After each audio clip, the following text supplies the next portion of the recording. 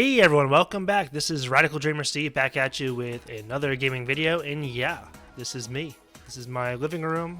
I got Persona 4 Golden playing in the background there, just for a little bit of something, kind of to distract you guys, I guess, in case I mess up speaking or something here. Alright, so let's get into this.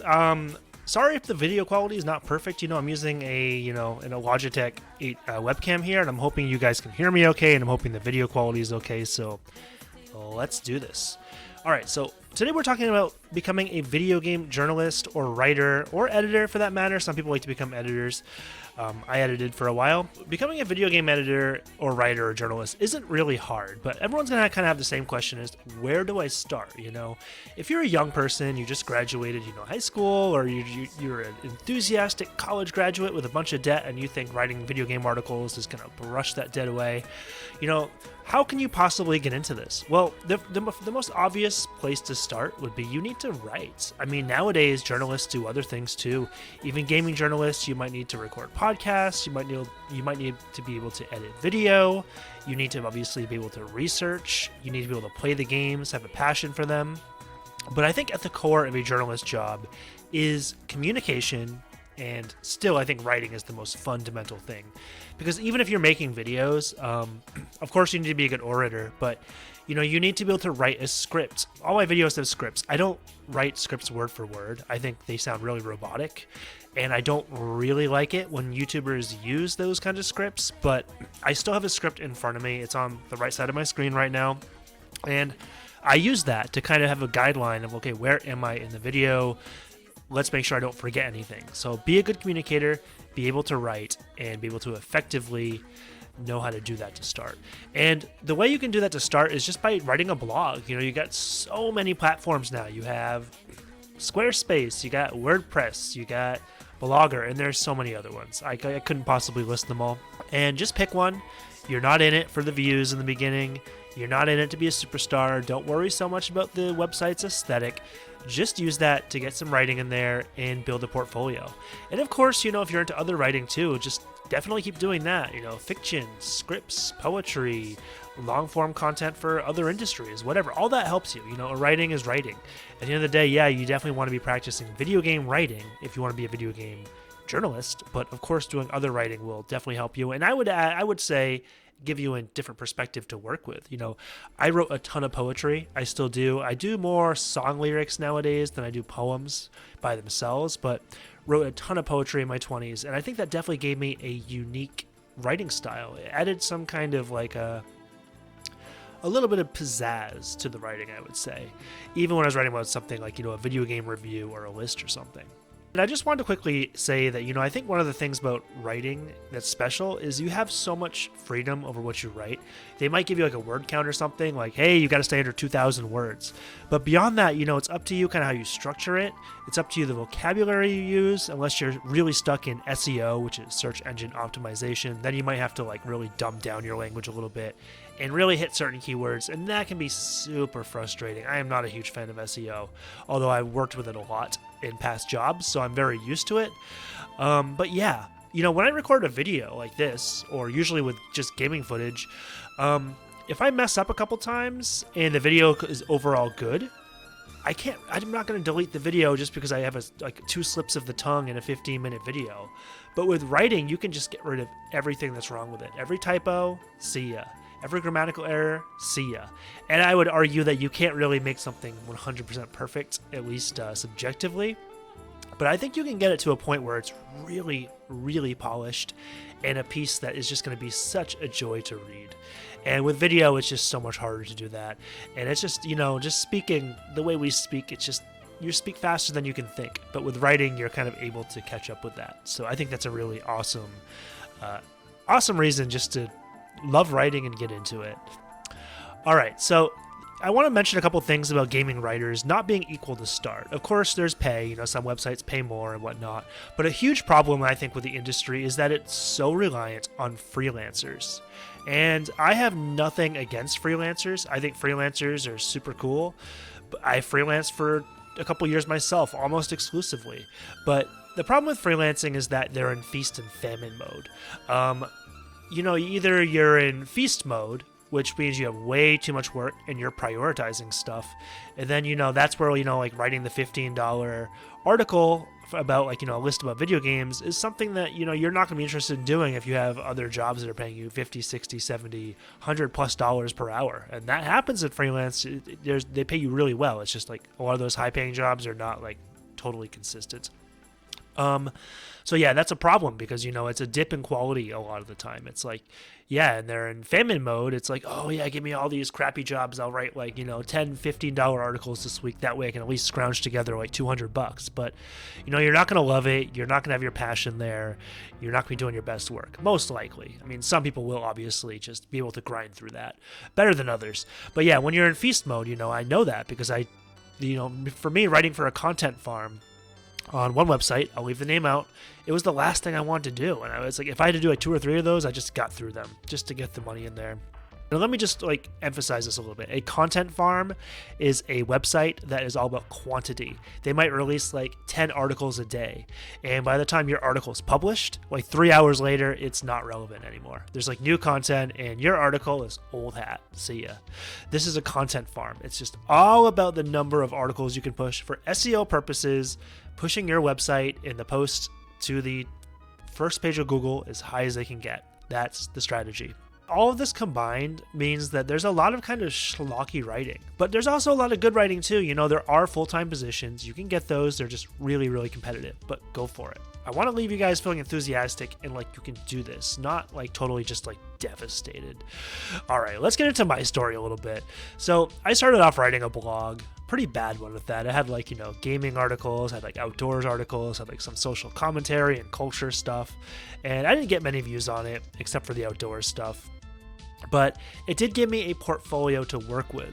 And I eventually Googled like video game writers, and I stumbled upon a small European outlet that was looking for young enthusiastic writers. They paid per click. So once you got to 1,000 clicks on your article, you got something like $3 or something. I forget, but it wasn't much. It was like barely anything. But because the website was so small, it's like most reviews and stuff you did on there didn't even reach 1,000 views. Or if they did, it was like just over. So you were basically working for free in terms of monetary value. However, they did give you game codes, so a lot of the job was reviewing video games, so they'd give you game codes, usually to indie games, but sometimes to AAA stuff too, which is pretty cool. And so you get those games for free, then you play them and you write the review. But I think the beauty of this job was that because it was such a small outlet, there wasn't a ton of oversight. Like they wouldn't just like tell you like, nah, no, we're not into it. Sorry, we don't like that kind of content on here. They would usually say like, hey, okay, you want to write it, go for it. If you want to use your free time to write that and try to get clicks for us, that's cool. So I got to write some really cool opinion pieces, especially some stuff on some like shoot 'em ups and RPGs that I really loved. I got to write reviews, obviously for the codes they gave me, but also sometimes, I got some AAA games in there because we didn't get the codes. But I had the game, I played it, and I just asked the site, like, hey, can I review this? And they were super stoked. They were like, hell yeah, go for it. No one else has written this yet. We'd love to have a review for, like, Super Smash Bros. Ultimate. That's one of the reviews I wrote for the site. And so it was a great way to get AAA review experience on my portfolio. And, yeah, it was at my expense, but also, like, heck, it's building up your portfolio, right? That's what's really important with these kind of initial jobs. And I did this for a couple of years. I met some writers. I got a kind of a working relationship with Nihon Falcom. Super cool. They're the developers that make the Ease series and the Trails of series. Two really long-standing JRPG series that only JRPG nerds would really know. So that might be you, maybe not. I like Ease a lot. Never played Trails. But yeah, it was really cool to like talk to them on Twitter and have them like, ask me questions about whether I want to review games and stuff. I also got to do a couple of interviews, which got published. And yeah, just a really, really great opportunity to meet people and crowdsource and get to know the industry a little better. After 2 years of doing that, my life was changing a little bit. I had a better job that I was doing full-time. So I was looking for some game writing I could do on the side to make some money. So freelance, And I found a content farm. I didn't know it was a content farm at first, but I applied for what was called a list writer position. All I wrote was lists. I never wrote reviews. I never wrote features. I never wrote opinion pieces. It was just list. And I didn't really like it. The way it worked was that you needed to submit to them ideas for lists, and usually you need to submit a minimum of 10 ideas. Sometimes you could submit as many as you want beyond that, but they reject most of them. So I had like 20 list ideas submitted to them, and they'd reject all of them sometimes. If you're lucky, they take one, and if you're really lucky, they take a few of them, which gives you some work to actually work on. And they did have some lists you could choose from already, but it was mostly like new releases and writing stuff that was like just released, and I was like, I don't play new games fast enough to be able to do that. You know, I don't even play half the new games that come out anyway. So there was that. And I did this for a couple of years, and I had some fun writing lists, but you know, it was like research a lot of the time. You had to research for the list, write the list, edit it up, because their editors were totally lousy, and you want this to look good on your portfolio, right? Adding photos, cropping those photos, making sure they're the right aspect ratio, creating a cover photo, making sure certain keywords were put in there for SEO. It was a long list of stuff to do.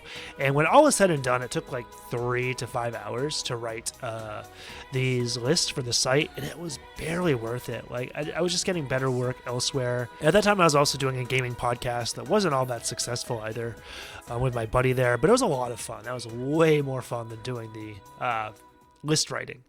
And after that point, I just decided that I was going to take a break from gaming for a while and focused on other things. And that worked well for me. I was in education. I really love working in education as well, as a teacher for many years. And so I got a lot of education freelance that I still have to this day, actually, some of it. And that's when I started making this video. I was like, well, you know, I think like videos are really in. I think I would be good at it. I think I have more creative freedom over what I do. And maybe I'll make some money off of it eventually. I don't know. I don't know if that's my main goal or not, but you know, it's been a fun ride so far, and I have not regretted it. Okay, so that's my experience with gaming writing. I don't deem myself a failure. I wrote for 2 websites, freelance for a few other ones, writing gaming content, made some money off of it, have a cool portfolio I can show future employers now, and maybe someday I will apply for like a major outlet or something, but that's just not my focus right now. But for you guys, like if you're getting into this, like keep writing, get the blog going, take on like try to find a website that's fun to write for in the beginning. You want to have fun even if you aren't making money, kind of get into it and kind of learn the ropes, and then you can start working your way up and up and up and up. And if you're a really good writer or really good at it, or you have good connections or whatever, maybe you'll find a really good part-time or full-time job on like Nintendo Life or IGN or one of those like really, really big websites that can probably pay you a pretty good salary for that. So if that's your goal. I also just realized that reviewing wasn't really my thing, because I didn't like having to play games that I didn't want to play. Like, I just cut into my game time. I'd be playing indie games that I got and being like, I want to play this game, but I have to play this game because it's what I'm reviewing. And it really just kind of frustrated me. So this video format works for me a lot better, personally. And then I have my professional life that I focus on outside of gaming. Alright guys, that's it for me today. I hope you guys learned a little something. I want to leave you guys feeling motivated. It's a really, really cool industry, very dynamic, really pretty much always hurting for people. There's more and more gamers all the time, but it is very competitive because it's kind of a low barrier to entry for writing. You don't need to know how to code. You don't need to know how to develop games or anything. You just need to be able to be a pretty decent communicator. You know, this isn't academia, so it's not like you have to have like an IQ of 160 and be like reading constantly to be able to write in this industry. And I'm not trying to diminish it. I want skilled writers. I want people that are passionate about the games. I want people like you that probably will become great gaming journalists to, you know, give credibility to the industry and make it a stronger, healthier community with more respect and less of the toxic stuff like bad editing and culture wars going on. Let's not dive into culture wars. That's not what this channel's about at all. All right, guys, that's gonna be it for me today. Hope you enjoyed the video. Hope the webcam was bearable. Oh, let me just like show you a game, I guess, since this is a gaming channel.